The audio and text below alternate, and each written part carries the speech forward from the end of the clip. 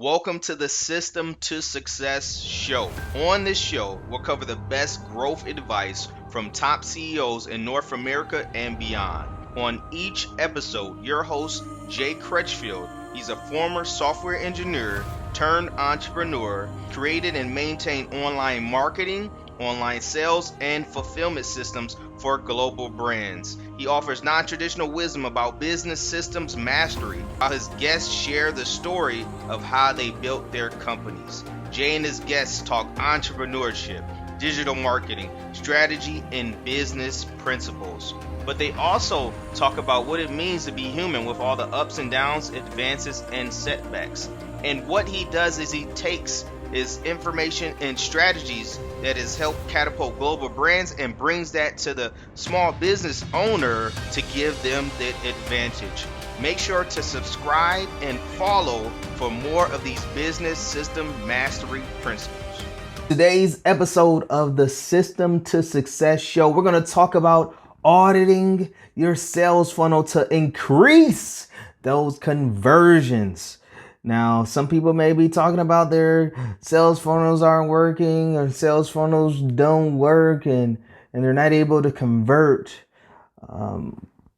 opt-ins into leads and then into strategy sessions, into sales. And so we're going to talk about a framework that you can actually use to start increasing those conversions. All right.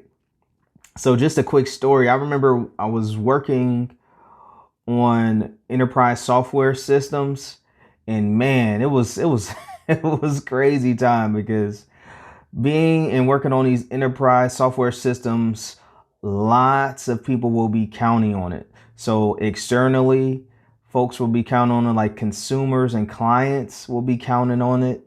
Some of these software systems. Internally, the sales, marketing, operations, customer service, folks will be counting on some of these software systems. And so with all of these people counting on it, and them many times being revenue generating software systems, so client facing and internal as well, man, that's a lot of people counting on it. And so with that, man, it came a lot of responsibility. And so I remember being on call all types of hours, getting calls in the middle of the night. I would hear the phone ring. I would look up the phone, pick up my head from my pillow, and see that light blinking and look like, dang, what happened now? And so knowing that I'm getting this call in the middle of the night, it usually wasn't a good sign. And so what we have to do in these systems, many times they may go down to some type of issue. We would look at this framework to see where the issue may be lying at, with use of different technologies, giving us notifications and different types of notes to our phones, to our emails, and giving us those types of details.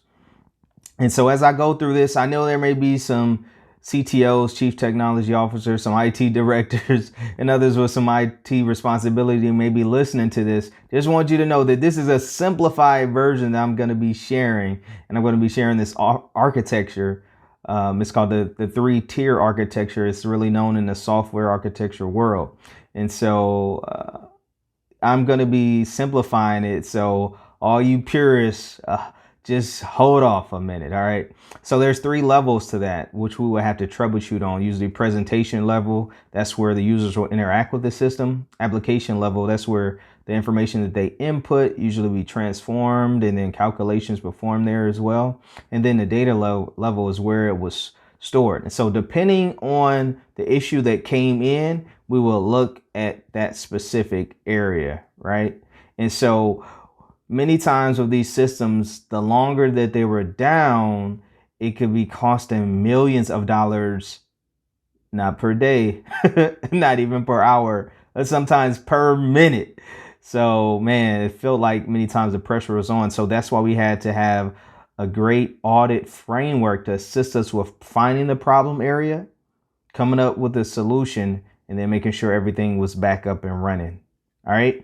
And so we're going to be talking about that, how we can use a framework to see where there are leaks in these money funnels, these sales funnels that we set up, right? And so let's go ahead and break that down. So there's 5 areas we're going to actually look at in this sales funnel and see which areas could be the issue. All right. So let's look at it. So looking at it from, you have your presentation out there. And what I mean by the presentation, meaning you have that creative out there for the Facebook ad, Instagram ad, organic post.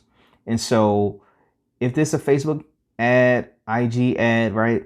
You want that CTR, that click-through rate, you want that to be around 2% or more. So looking at it and assessing that,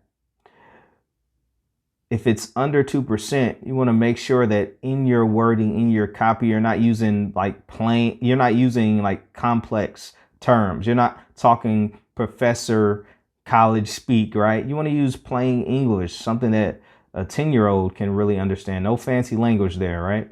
You want to speak directly to pain points. You want to zone in on the pain. Like if someone is having a headache, you want to talk about like, hey, you don't want to constantly have migraines each and every day, right? And so you hit on these different things. Are you tired of having migraines when you're working, when you're playing with your children, and you really want some relief, right? So we're talking plain English and then speaking directly to those pain points. And then the third thing you want to do is really look at the creatives you're using, really making sure that the imagery or the video is really attention grabbing. If you're using a video, you really want to hook people in the first 2 to 3 seconds, right? You want to grab their attention, because when they're looking on the platform, if it's not grabbing their attention, they're going to just scroll past, right?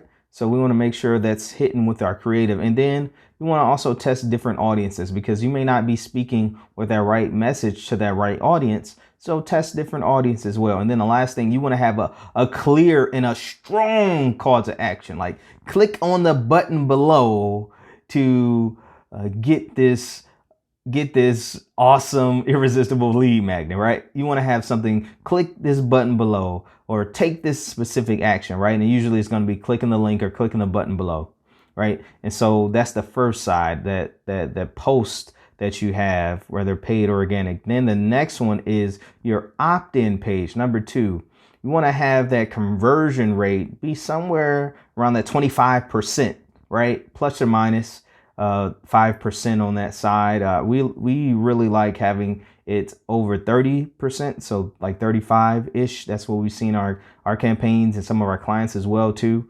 And so if you're under that 25, or under like around 20 and below, you want to make sure your landing page and the message from your organic post or even your ad, the messaging is congruent. So there's matching with the language and even some of the creative as well. So it looks like a seamless flow from ad to the actual landing page. You know, people don't want to feel like they were duped. They don't want to feel like something is off. And so the more close you make that be towards each other, the ad and the landing page, the more people will feel comfortable with it, right?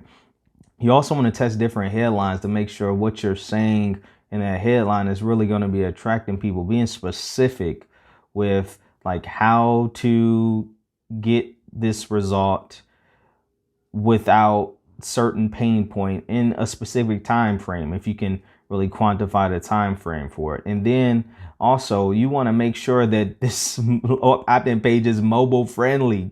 You want to make sure that because most people are going to be scrolling on their phones, right? And then the last thing is that opt-in button, make sure that you use a different color than the color from the primary brand site colors that you have of your brand, because you want to make sure that opt-in button stands out and doesn't blend in with the other creative on the page, right? So that's the second thing. Third thing is, for if you're using a webinar or a thought leadership video, you want to get that watch percentage to be, and show percentage to be about 40-ish%. And so what can you do? Like if it's a webinar, what can you do to make sure people are actually showing up, actually looking? You can definitely send more. Somebody say more reminder emails. You can send more, and even include text messaging in that, because let's say over 90% of people read their text message within the first 3 to 5 minutes. So you want to make sure that folks are able to get access to that and remember like why they're showing up. And then we get hundreds and maybe even thousands of emails per day. So you want to have the combination of the email and the text messaging. And then you want to start to, on the webinar side, you want to test different days, different times. Like, are people that show up during the day, is it a better percentage during the day? Or is it after hours, as far as like if people are on the corporate side, or if they have a lot of things going on in the day, is their evening time better? And so you want to test that out as well too.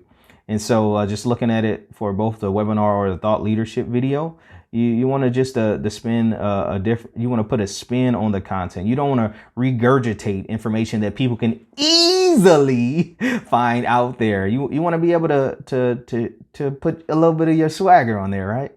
It may not even be a little bit, put a lot of your swagger on there and to showcase your knowledge and what you have in your expertise, right? And then you want to also do this, okay? Again, no Professor E speak plain English. Make it simple as possible. People don't want to have to burn a whole bunch of calories just trying to figure out in their brain what the heck are you talking about, right? All right, that's the third thing. The fourth part is that application or calendar, right? You want to have that percentage of people that go through there. It'd be around about 2%, And so if it's less than that, let's look at it. What do you need for that? You need to make sure you have a strong call to action, right? You also want to dig more into those pain points of the audience. If you were kind of surface level, you really want to dig in so people actually see, like, if they keep on going in the manner that they're going, what's the outcome going to be? What's the outcome of them continuously not focusing on repairing their credit, or not focusing on generating more leads in their business, or not focus on generating more revenue in their business, or not being able to transition from corporate America to that loving, awesome business that they've dreamed about. You want to really paint that picture for them so they can really see the outcome, so that they won't be comfortable in their pain. Right? So dig into it. You also want to share a custom framework that packages your intellectual property, right? So that it's not just seeming just like a whole bunch of random points being put across, but you have a framework that walks people step by step. So just for instance, the P90X, they have it wrapped in the framework talking about that big idea of muscle confusion. ClickFunnels, Russell Brunson has that hook story offer framework and how he packages all of his offers through. All right. The Story Brand 7, SB7 framework with Donald Miller with that story brand, right? That's for actually telling stories in your messaging. And then even Jeff Walker with the product launch formula. You have a framework in which you're sharing your information, your frame, your strategies, and how you actually put everything together and is packaged up. You actually have a framework to actually do that.